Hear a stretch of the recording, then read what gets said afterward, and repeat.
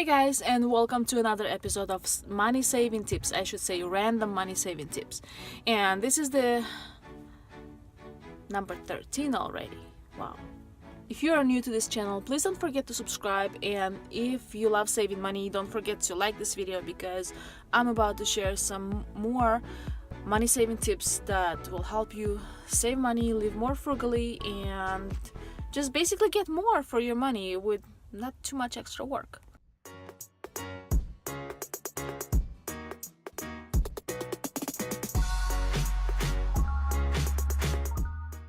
Tip number 58. So if you have peak hours on your electricity, like your electric company says from this to this time, that's when you pay more for electricity. Try to use less at this time, obviously. So how can you use less at this time? You can prepare ahead. You can charge all your gadgets ahead of time. And if you need to do any laundry or anything, try to do it at a different time. We have peak hours from 5 p.m. to 8 p.m. on the weekdays. So even my kids know that at this time they don't even turn the lights on. They just have their electronics charged ahead of time, and they just mostly use that. We got so used to not using or using less electricity from 5 to 8 p.m. that sometimes it's Saturday and I forget and I think it's a weekday because I do work on Saturdays, so I don't have days off. But electric company peak hours do have days off, so that's good.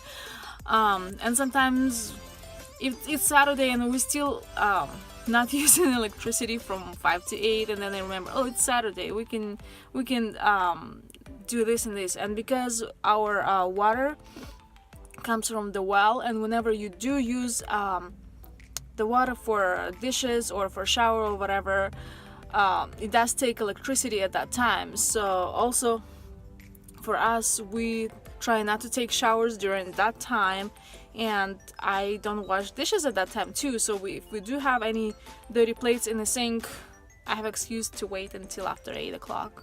Tip number 59. If you live in a state where you can get money back or cash for recycling your bottles and cans, please don't just throw them away. I mean, you can just put them in a recycle, yeah, but you don't get any money for that. If you just save them like in your garage or something, or any place you have some space. Sometimes if you save them outside, sometimes they get too damaged from the sun and they're just gonna look nasty, and like you don't want to touch them anymore after that.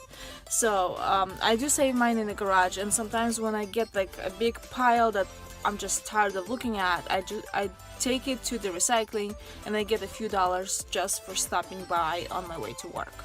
Tip number 60. If you do buy any produce in the bags, like some apples in the bags, or sometimes they have oranges or other things in the bags already, there would be like 3 pounds or 5 pounds or whatever. They're usually more than the weight that says on the package. Some more, a lot more, some just exactly, but just tiny bit more. So if you have apples like 99 cents a pound and you have apples right next to it, 3-pound bag like $2.99, you might be better off buying the $2.99 bag, because if you put bag on a scale, it's usually going to be more than 3 pounds in there, even though it says 3 pounds on the bag. And also if you check more than one bag, like check each of them on a scale, sometimes you can get like up to like 6 ounces or more free fruits. So it's like you get way more for your money if you compare the bags, because they're not gonna cut up just like half of the apple to put it in the bag, you know, they're gonna put the whole thing. So that's why the bag more likely to end up being more than the number of pounds that it says on the bag, so you get more for your money. Tip number 61. Don't forget to bring your grocery bags to the grocery stores. You can get any like reusable bags, or if you bought the bags previously at the grocery store because you forgot them at home.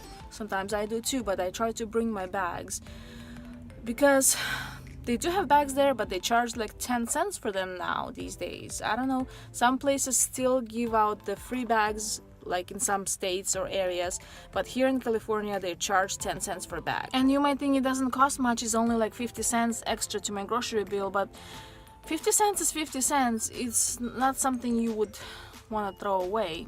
Those bags are reusable, so you can maybe, if you bought it once, try to bring it with you to the store.